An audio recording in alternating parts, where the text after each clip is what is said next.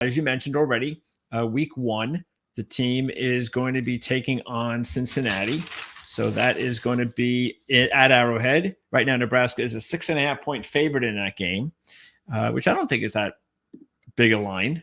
Cincinnati had struggles last year. Haven't looked at them this year, but still, they were not where they wanted to be last year. Not that Nebraska couldn't have been better, but they're definitely ahead of Cincinnati right now, program wise, and they'll be, like you said, pretty much like a home game.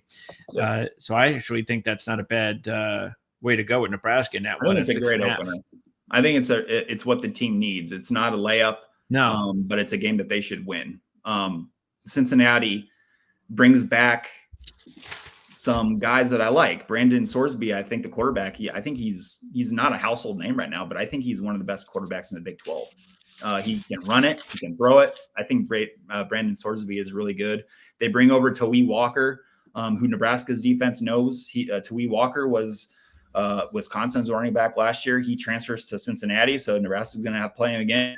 I think Tawee Walker is really good. The thing that I think Nebraska is going to have to win is the line of scrimmage. Now, Cincinnati's offensive line brings back the starting center, but outside of that, it's going to be a new offensive line. So I think that's something that Nebraska can take advantage of, is with the line of scrimmage and bringing some heat on Sorsby and making him make more mistakes than he usually would if he wasn't. Okay.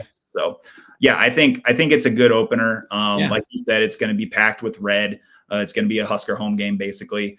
So a lot of things are going to be going against Cincinnati and Arrowhead, but they do have some dudes.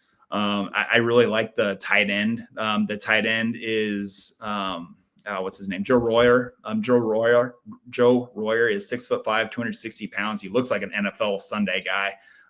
So I think really high of Joe Royer. His name's hard to say. He spent some time at. You had an easy one with Princely's last name, but this one you have. That's because I've said it like for so long. Like when he was here, I got Mielen down pat, but not Joe Royer.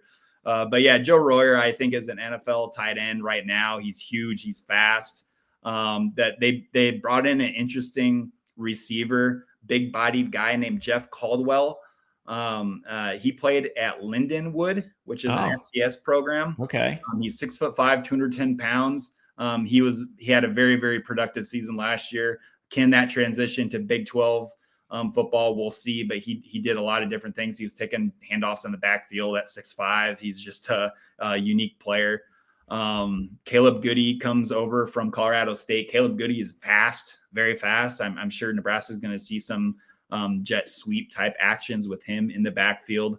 And then Dante Corleone on defense. Oh yeah, misses a lot on defense, but Dante, the Godfather Corleone, he comes over and yep, that's him. He's good. He's very good. He's that nose plug in the middle. It's going to be hard to run through the A gaps with him there. But I'm sure Nebraska will try and see how it goes. But Dante Corleone is past 2 seasons he's been all Big Ten, and he's a very good interior defensive lineman. So there's Cincinnati, they got some guys, but I think Nebraska has an overall better team as a whole, and they should get out of there with a win. Yeah, big year for Scott Satterfield too. Yeah, it is. Yeah, third year for him, I think. I think so. He needs to show progress and bump that win total up and make a bowl, get to at least 6 wins and make a bowl, and then you're showing some progress. So yeah, that's because that was not a good year for them last year. By the way, Nebraska is 150-1 to win the national championship and 40-1 to win the Big Ten. Another line though I like is Nebraska, the win total. It's right now 7.5 minus 130. If you want to go under, it's plus 110. So they do favor the over as well. I think they should, because looking at the schedule, I think Nebraska is an 8-win team at the least. And so I would go with that way. Even though it's minus 130, I don't think that's that big of a deal. So yeah, schedule wise, I think the schedule is pretty, I think it's set up pretty nicely for Nebraska this year. It is. It totally is. I mean, they're probably going to go into the Michigan game at home on September 20th, 3-0. So that's going to be a massive, massive game for them. And we all know what Michigan is operating with. They'll have a new quarterback. They'll have true freshman. Yeah, true freshman probably. Was that to be his first road game? Maybe. Yeah, I think it might be. Yeah, for sure. With Could be. Yeah. So yeah, it's the schedule does. I mean, there's a lot of home games. Cincinnati will be a home game, Akron, Houston Christian, Michigan, and then the bye week, and then they get another home game with Michigan State. So yeah, it's like you said, it's set up to get off to a really good start.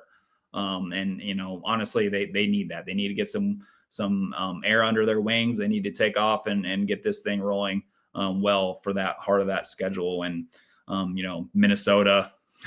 Nebraska, Minnesota, Maryland, back and forth going. It's a winnable schedule. Yeah, the 8-win thing. When I talk about the schedule and I talk about projections with wins and losses, it's so tough because like your Ohio States, your Oregons, your Penn States, those guys are going to be top of the conference usually, and they're really good programs. They're going to be hard to beat. But then you get everybody else. And I think everybody else is like, going to eat each other, basically. Like, I think there's going to be some wins and losses.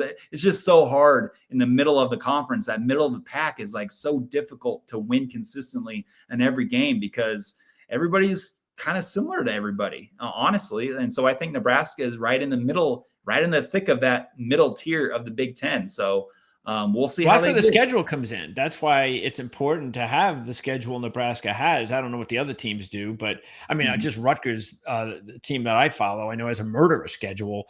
But Nebraska, they avoid Oregon, they avoid Ohio State. That's big. No Wisconsin, whether that is going to mean anything to an advantage or not. So there's some teams that they do get Penn State and Iowa, and it is the last 2 games of the season. So that's a good thing in a way, back to back, not, but it's a good thing in a way that it's at the end. You should be playing your best football of the year. And so the question is do you think they'll get to 8 wins by Penn State? And I think they will. I just do. I think they could. And I also think, of course, the Iowa game, boy, that Iowa team just always seems to have Nebraska's number, though, recently in these matchups. But and Nebraska just like shoots themselves in the foot every single time they play Iowa, it seems.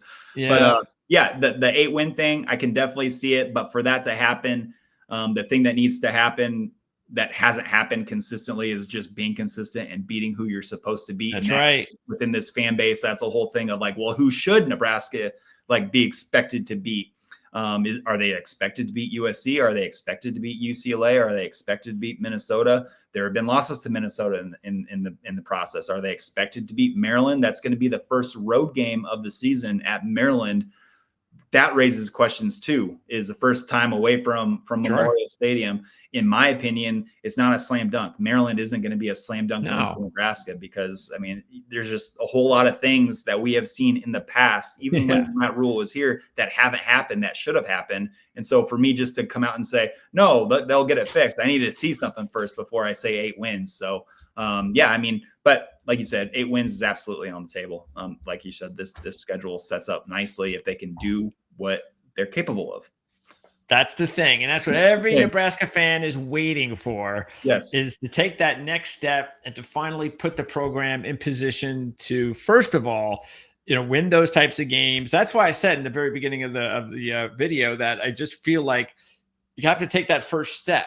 And I think if they do that this year, next year becomes the big year. Next year becomes the year of higher expectations, playoffs definitely on the table, all that kind of stuff. This year, you'd like to be able to be in playoff contention, that kind of thing, in the discussion, win the games you're supposed to, all that kind of stuff. Set up those last 2 games as meaningful games.